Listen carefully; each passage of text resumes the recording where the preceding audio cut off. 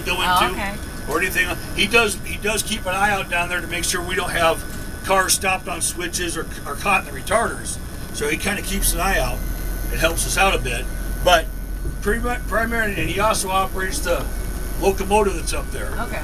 All of our switch jobs here in the yard are remote control locomotives. You see a train. So if you see a person out there with an orange vest on and a little red tan box or red gray box, I saw him up there on the top there. that box is controlling that locomotive. Huh.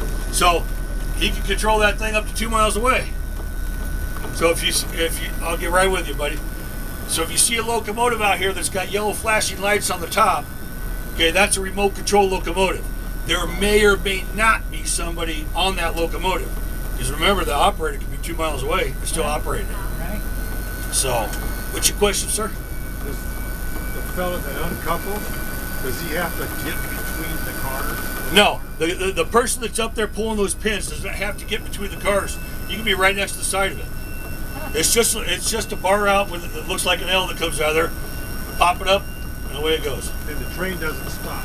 Nope, not unless he stops it. So he's walking along. Yeah, he just walks in a circle.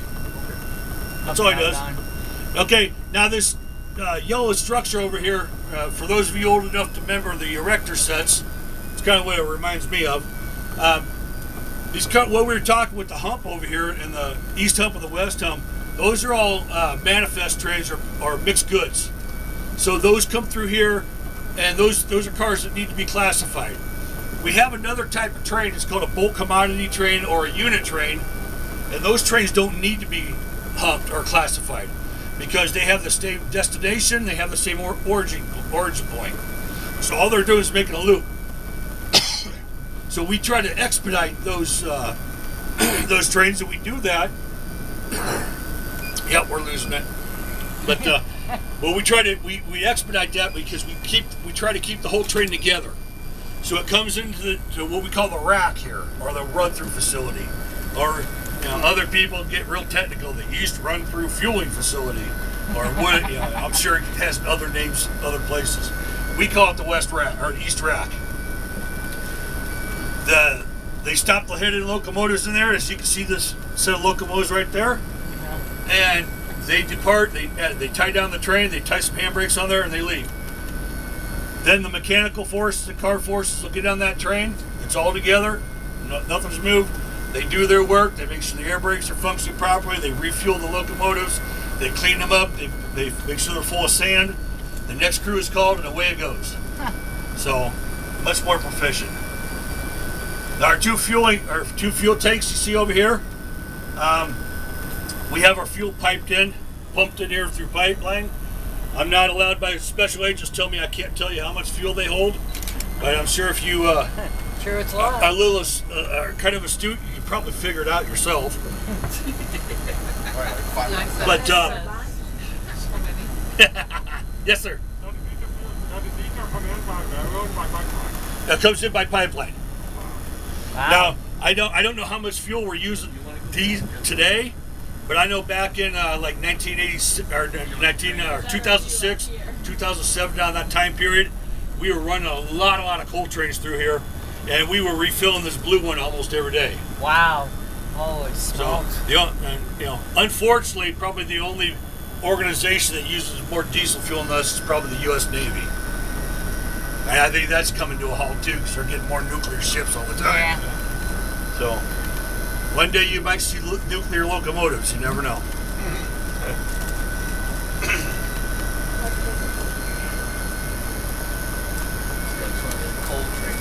Yeah. Yeah, we'll get once we get up here on top of this bridge up here. I don't know if you've been around Bailey Yard at all or very much. This bridge up here, for whatever reason, is called the Sheep Jump, and it depends on what story you want to believe. I've heard about 15 different stories, and apparently the way they got that name is there's some kind of transportation secretary or director or whatever from France was over here many years ago, right after they built this thing, and he said something about with the bridge not being there, and it was just the two bankments aside. it looks like a place back home where the sheep would jump over a creek to get to the other side. And so that, you know, that's the lore. I have no idea how true it is or not. But me being the American boy that I am, I just go on a bridge. So, but once we get up the top of this this bridge here, if we don't have anybody following us, we'll stop in the middle of it. Great opportunity to take pictures from a top view of a train. And fortunately, we have a coal train here that you can actually, it gives you a good idea how long these trains are. And the other thing to keep in mind, oftentimes, no matter how long this train is, we'll double it up before it leaves here. When it leaves here. So if you're used to being stopped by a coal train for 5 minutes on your way to work, these days you're probably stopped for 10. Yeah. So. Up here on this bridge, Macy. A couple years ago when I did this tour, you know the big white? Yeah. It was coming into town. That's And they sit on the bridge. And Yes, sir. so you probably get some. Once a car rides here at North Platte, he took a picture out what's of the North Platte average Telegram. dwell time of that car? The average dwell time, On this bus and on the North Platte Telegram. which is how much time a car spends in North Platte. If it needs to be classified, it usually spends 12 hours to 24 hours. Most cars aren't here for 24 hours, but that's usually the average between there. Trains that come in the run through are usually 8 hours or less Boys back there. before they're running again. I mean, not even if they're brothers. Your brothers are. Now, cool thing up here, everybody's heard of the big boy, the 4014 steam locomotive here a couple years ago. Matter of fact, Joe here was my driver back then too. We actually I was sitting up here, and that's what everybody wanted to see, the big boy. That's what they were all here for. And we had a completely full bus full of people. And I kept my phone right down here on my seat. I was watching where the big boy was at, step by step. And we timed it just right to where we were right in the middle of the bridge, and that thing came right underneath us. It was awesome.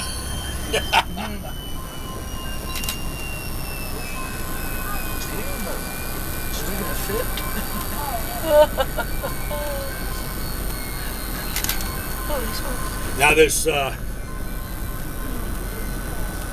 this train leaving here, okay, the one you see actually moving. Yeah. This train actually came out probably a few hours ago, came over the west hump. Now the way we build these trains is on the other end of the bolt tracks.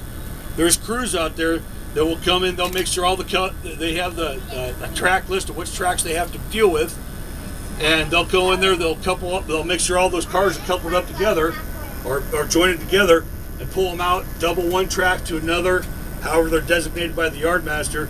And once they got all the tracks together, they pull straight down to what we call the departure tracks. Or in the case of this train here, it gets shoved in the track. They have to pull it all the way out the bolt and shove it into the departure tracks. And from there, they get locomotives put on them, carbon work them, make sure all the air is flowing like it should, make sure they can air test, and crew's called, and away it goes.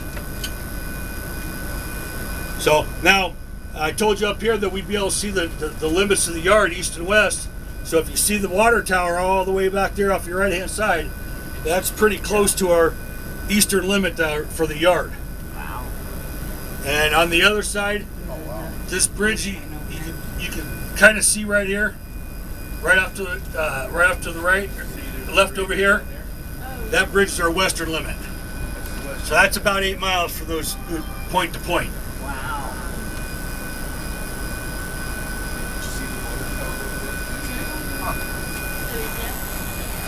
All right, we're good to go.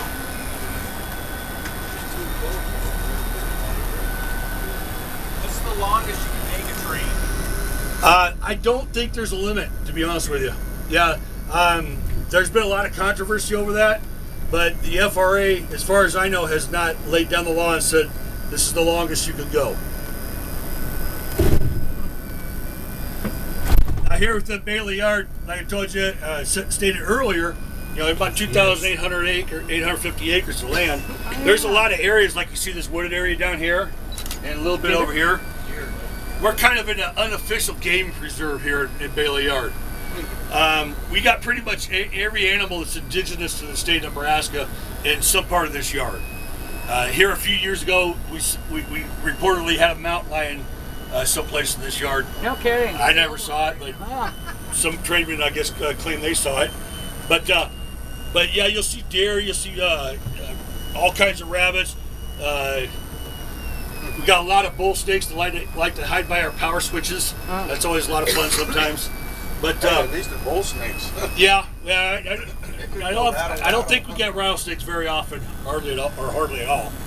But No, you don't. the cool thing is, and actually some of those deer are pretty brazen. I tell you, one time years ago when I was working over here in what we call the spare yard, I actually had a deer come up and nuzzle me out of the way because there's a little area of corn spilled on the crowd he wanted to eat, and he just moved me out of the way. And I just looked at him, and he looked at me, and I'm like, Jesus. So, you can always tell, over here there's an area where we have a balloon track. It's just a loop.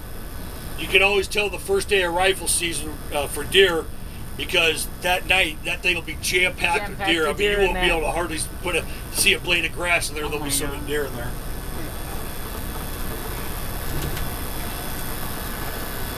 And do you have any problem with hobos living around here all the time?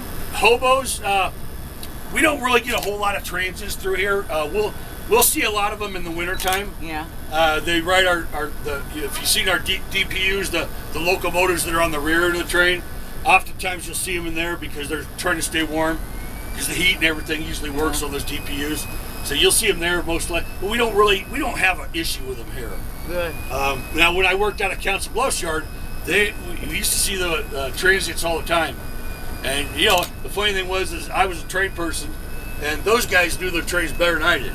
Yeah. I mean, you'd be out there building the train, throwing, switching cars into one of the elevator tracks, and the transient would just walk up right to you and say, "Hey, when are you going to have the KC built? I need to be there tomorrow morning."